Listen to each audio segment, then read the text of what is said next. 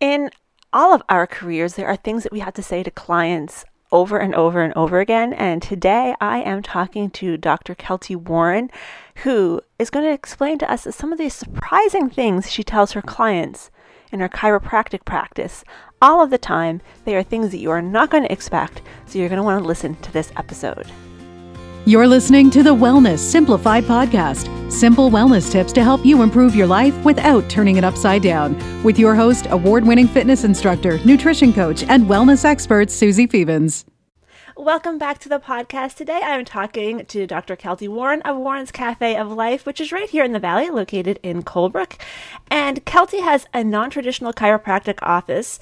Instead of focusing on aches and pains and reducing symptoms, their primary purpose is to improve the overall function of your spine and nervous system and to get to the core of the issues, looking at distortion in the spine that affects the nervous system.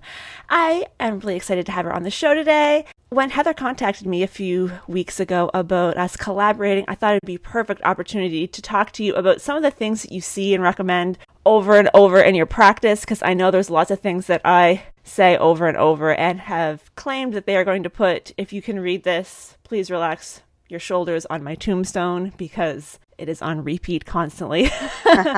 So welcome to the show.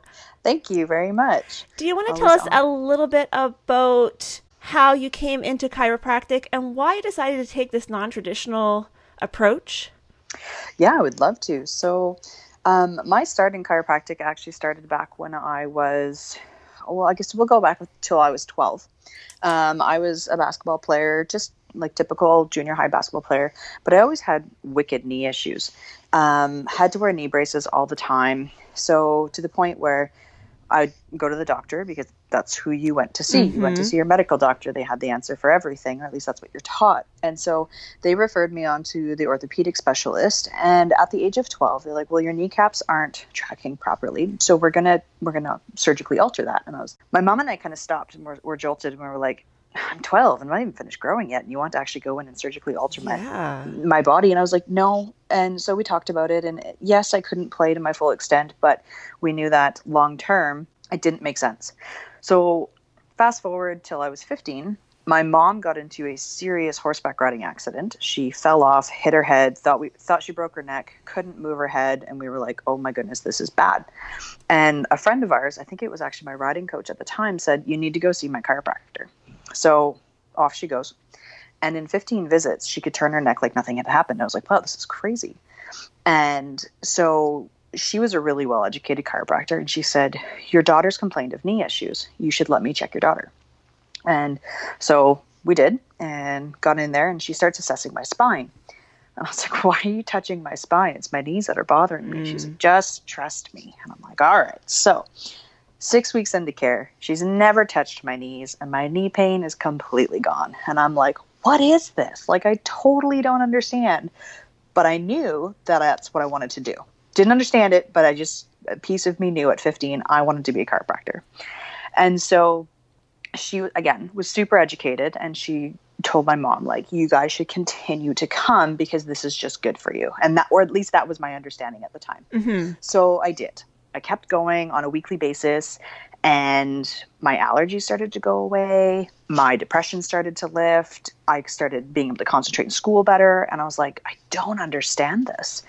And so fast forward till I was 21, kind of was off and on through the chiropractic as I went off on my own university and stuff. And then I finally met a chiropractor in Halifax who I went in. Of course, I went in because my hip was bothering me. And he finally actually explained chiropractic to me and the role that the nervous system has on controlling the body and everything. And I was like, oh, light bulb moment. And so that's what got me into it. And now, well, my goodness, 15, 16 years later, here I am with my own practice and loving it. Oh, the nervous system it's so amazing. I am obsessed with the nervous system. Which I love, because I can't tell you how many people will come into the office, and I always ask the same question, what controls everything in your body? And I would say 90% of people, they don't even know. Yes. Because we were told way back in grade 6 in health class, and then you've never thought of it again. I know. And it's like, Medicine can replace just about everything except your nervous system. Yeah, and yet we don't take care of it. Oh, I could fangirl over the nervous system all day, really. But I try to give little shots of a nervous system talk, especially in my yoga class, because it is yoga for helping to balance the nervous system. Right.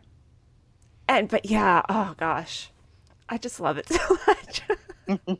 That's awesome. We need more people to understand the nervous system. Yeah.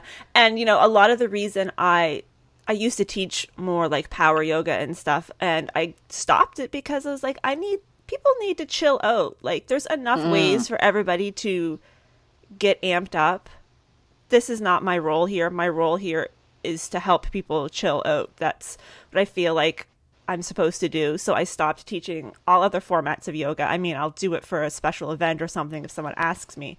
But for the most part, I won't teach it because it's so easy for everybody to go out and get a power or a strength class, even from me. But you don't need that in yoga. I feel like the people need to chill.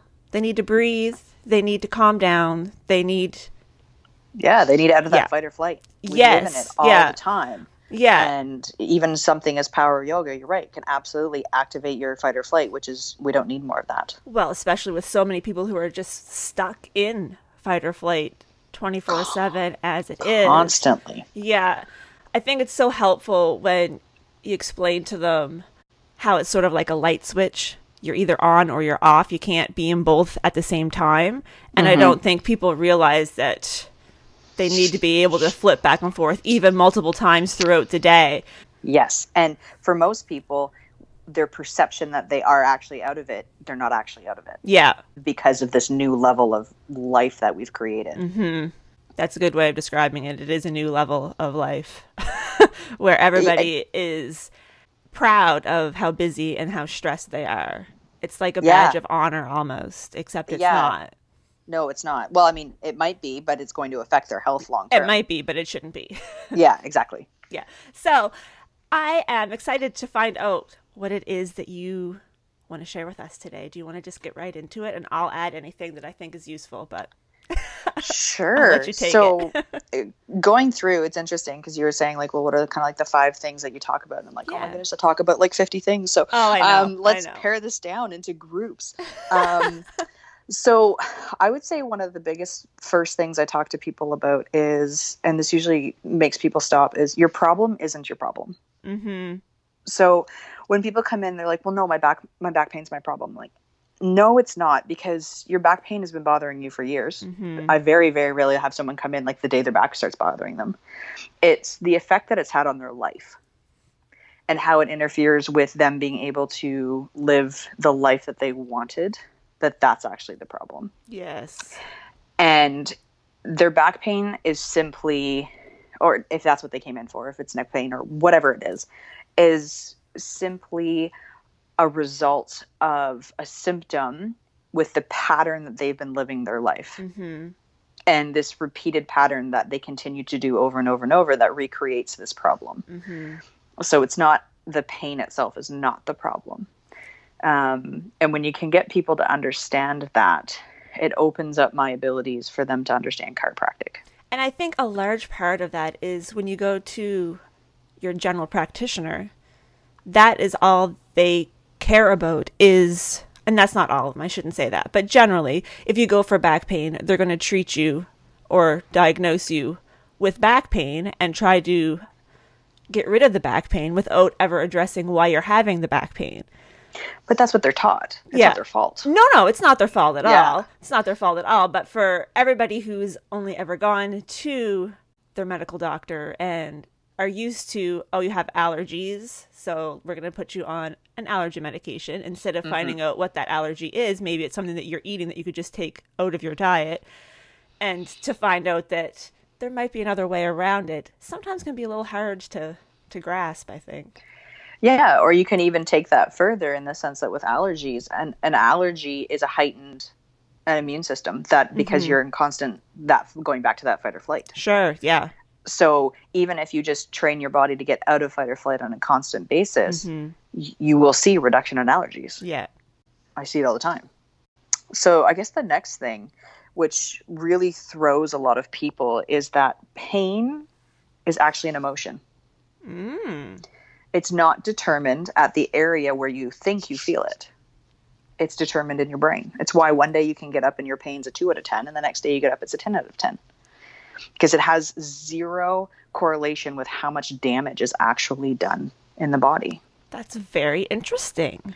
Well, yeah, and think about it. How many people are in like traumatic car accidents and actually have no pain until something changes, but yet there's a ton of damage there. So the correlation between pain and damage it's a hard one for people to let go. They're like, but my pain's not going away. It's like, yeah, but there's no damage there. It's the brain's perception of what's going on. And so that goes back into patterns of living, and that sometimes going to what you feel is not going to give you any benefit because that neurological circuit has been created through the brain, and it's actually neuroplastic changes in the brain that need to happen in order for that pain symptom to go away. Oh, that's so interesting. But you know, people who like lose a limb will still complain of the pain in that limb that's no longer there. So exactly. Yeah.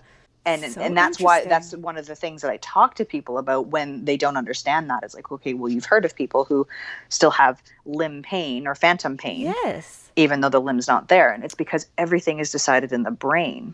It's the same receptors and the same nerves that carry that information up to the brain. It's just called nociceptive information, which is negative information.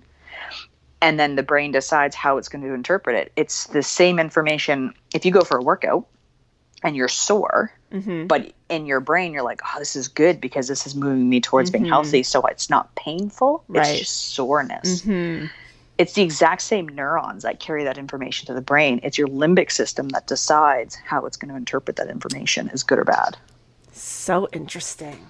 Yeah. So getting people in the office to understand that, again, also helps move them towards understanding that, because the biggest thing that chiropractic cannot say, and nobody can say this, physio, osteo, we cannot treat your pain. We can't, because every single person's description and understanding and feeling of it is different. Right.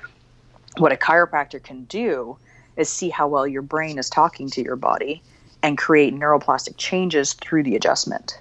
And that's how we can help you get healthier. Super interesting. My favorite thing to say to everybody is most people go to a doctor to see what's wrong with them. And my response is there's zero. There is nothing wrong with you. Oh, because your body is brilliant. If you go for a run, you want your heart rate to elevate. You want your blood pressure to elevate. And that is what happens to you when you are in this constant state of fight or flight.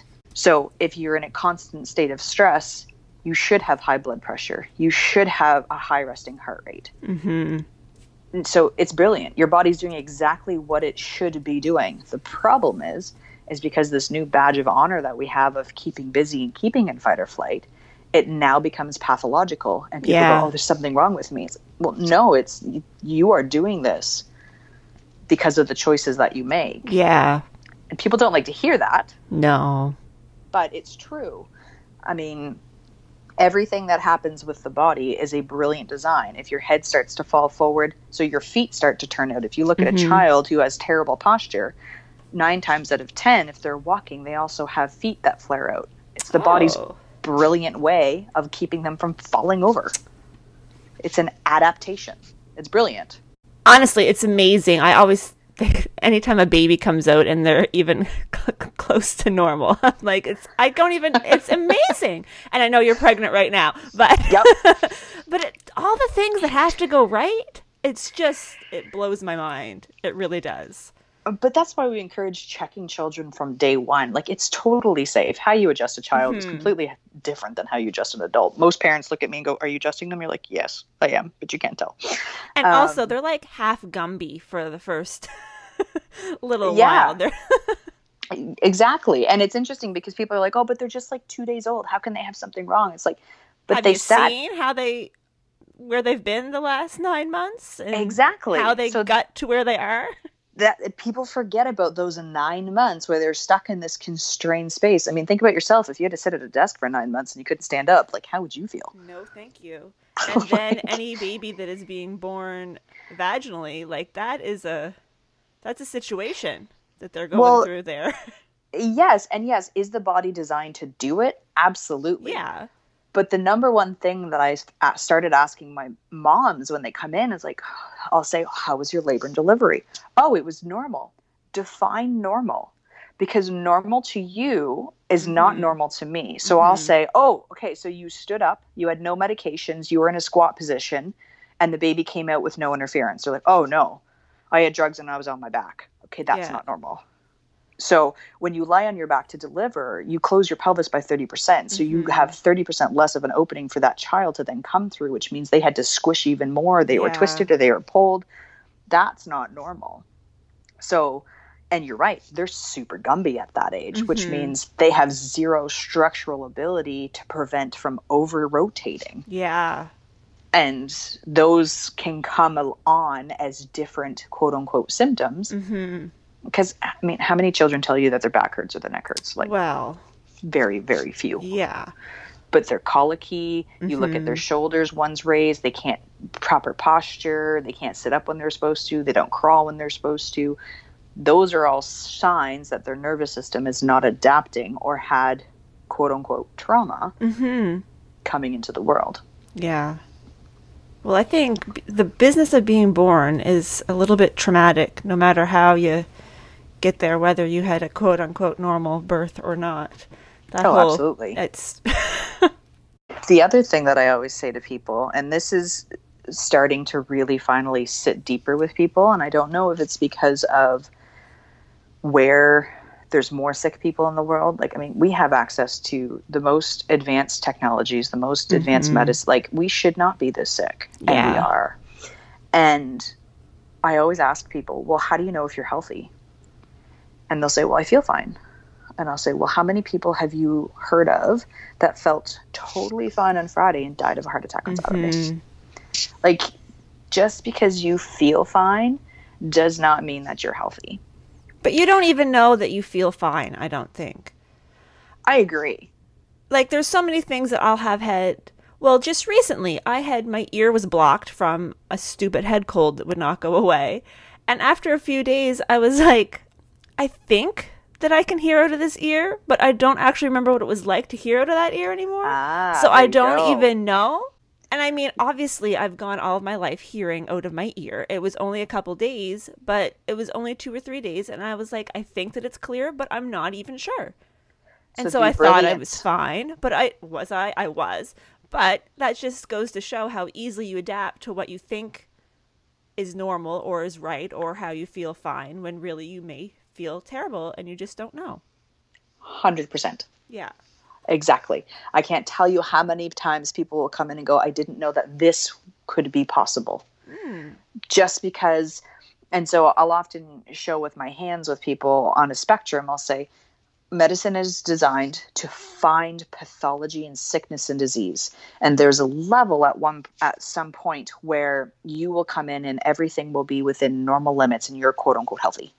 But then move 10 inches the other way and there's optimal health. Yes. My job is to take you from, okay, doctors say they're done with you.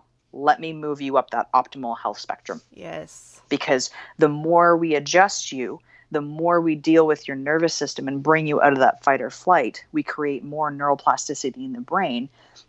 And just think about it. I was talking to my staff the other day about this, and a good way to describe it is if you're a parent, which there's a lot of parents in the world, you remember what it's like to sit and scream at your kids to tell them to do something and they don't listen. And you just get mentally exhausted, which means your overall ability to deal with anything else that comes at you is just lowered. You have no patience. You're just irritable. Like, you're just nothing. So imagine your brain constantly yelling at your body to do something that's not listening. You're just constantly lowering your ability to deal with your life in every capacity. So if we can get your brain to communicate better with your body through being adjusted and bringing you out of that fight or flight state on a consistent basis, just how much better are you going to deal with life? Yeah, because your stress resiliency gets so depleted when That's right. things are not talking to one another or one's yelling at the other, and you can't deal with life. You can't, because there's nothing, the bank's empty, so to speak, and there's nowhere to 100%. go. Yeah.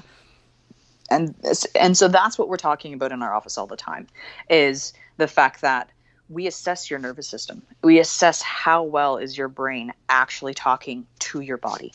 And we can show that empirically through objective testing, not just how do you think. Mm-hmm. I actually use very little subjective testing of tell me what you're feeling, not because I don't care. I'm not a jerk, but because I know that has such little to do with the whole picture. Right. And that my goal is to help you live a better life, not just get rid of your back pain. And I can't tell you how many parents come in and I get hugs from like a spouse and be like, I don't know what you're doing, but my husband plays with the kids better now. Cool. Isn't that awesome? Yeah. It's not so depleted. Exactly. So they're able to deal with their stressors and life way better. Yeah. And so the last thing, which maybe should have been the first thing. Oh, but they I weren't think, in necessarily order of importance. yeah, no. But is understanding that, like, in order for you to truly heal and change, you've got to change your mindset. Yes. Like, I can tell you the right foods, I can tell you the right exercises, I can get your body moving properly with chiropractic adjustments, but your brain's not there and your mind is negative, it does not matter. And the older you get, the harder it is, because by the age of 35, you are essentially 95% habitual pattern. You get up, you do the same thing. Like, in order to change who you are as a person by the age of 35 becomes very difficult, and it has to be a very conscious effort. And so it's got to start at the top. And when I find that we can get people to make those changes in the brain first and change their mindset. So even something as simple as, oh, Dr. Keltie, I've had, like, my back pain's not getting better. Okay, let's actually assess this. So did it actually not get better for every single day last week? Or did you have any improvement? Well, actually, it was good for 2 days out of the 7. Yeah. So let's focus on that. You actually had improvement for 2 days. Yes, the other 5 were not the greatest. I don't know what happened in those 5 days, but let's focus on the good. And when people can start polling and focusing on that stuff, then it's interesting how their perceptions, I mean, also their objective findings, everything's getting better there as well. But then their perceptions and their ability to deal with it then changes. Yeah. Whether it be back pain or headaches or whatever happens to be their symptom that brings them into the office. Which, interestingly, we're actually getting more and more people coming in because they hear it's good for them, which makes to me, it's just fun that way. Yeah. Like, it's far more fun to have, like, not trying to get rid of something for somebody, because I know that I have actually no control as to whether that goes away or not, but to actually just know that someone's there to improve their life. And the mindset piece is, I mean, it runs through your entire life, but people often don't realize that what they're saying in their heads, you know how they say that you are the sum of the 3 people you spend the most time with. Who do you spend more time with than yourself? Who's talking to you all day but yourself? So if you're saying all this negative garbage to yourself all day, every day, of course.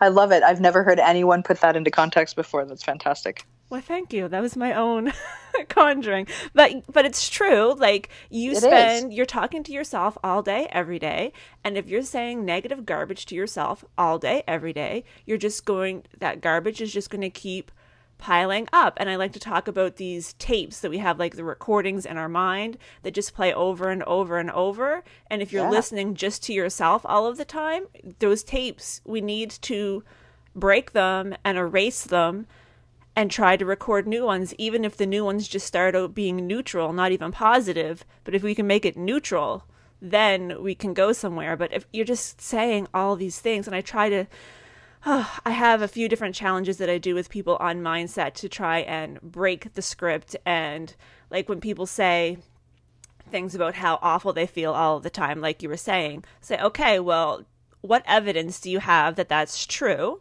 What evidence do you have that that's not true? Like, did you get up out of bed under your own power today? Like, did you able to breathe? Did you have to take a puffer? Did you have difficulty picking up your bag off of the floor. Like, where are all the things that went right? What are the things that went wrong? Which list is actually longer? And when they stop and actually start listing out the proof that they're right or the proof that they're wrong, you usually find out that you're wrong, and that's not enough to rewrite that tape, but it's a good start to try and make things a little bit more neutral. Yeah, I love that. It totally reminds me of the scenario. So one of my coaches had told me, she was like, if you really want to know the kind of person that you are, for 24 hours, every 10 minutes, write down what you're thinking. Mm-hmm. And it's amazing what happens. And you're like, whoa, I'm really negative. Like, I've got to stop that, or I'm not going to be able to change. And that is an exercise that I definitely have given to people. And when they follow through, like, I don't even have to say anything. They come back and they're like, yeah, okay.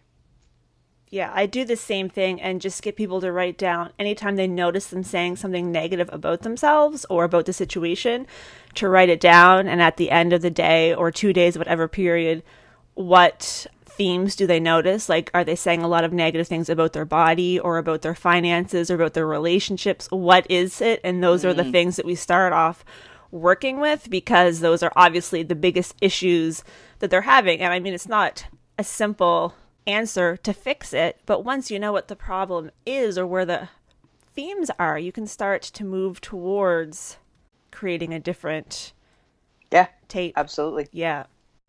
That's it's very cool to see when people actually start making those changes, just how powerful it can be. I love it. There's a lot of crying lots of times. Oh, I can't tell you how many people I make cry in my office. I always feel bad. Oh, I make people cry all the time. Oh, all the time. Like, and people look at me like, how do you do that? I'm like, I've been blessed to have the education that I've been given, that a lot of my stuff has been about intuition and reading people. And like, I always have Kleenex on hand because I make so many people cry. It's not I'm on purpose, fortunate that I don't actually see them crying usually, because a lot of my work is through the interwebs. Oh no, so, mine are like hands-on, instantaneous. Like, I hit a nerve and I'm like, oops. I just get message about, I'm crying right now. I think, oh dear. You get used to it. I'm used to it, but I still feel a little bad. Especially, I mean, it's usually good things. They're crying over a nerve that I've hit that was a good thing, but just the same, it's like, well, I made 7 people cry today. How was your day?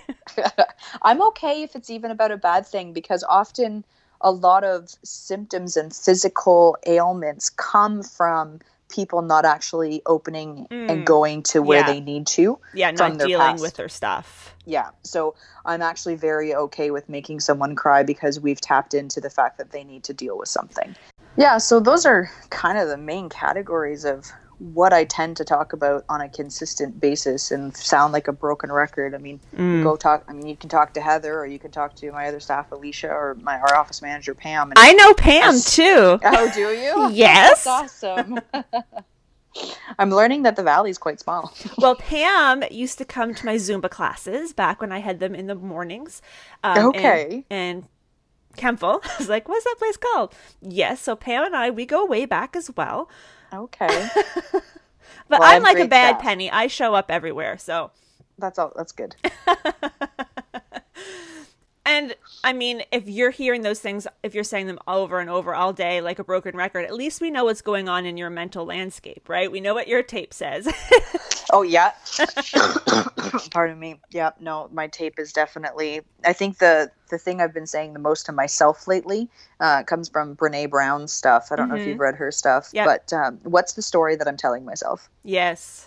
Like, what's actually happening right now versus what do I think's happening? And then sitting down and assessing. Yeah.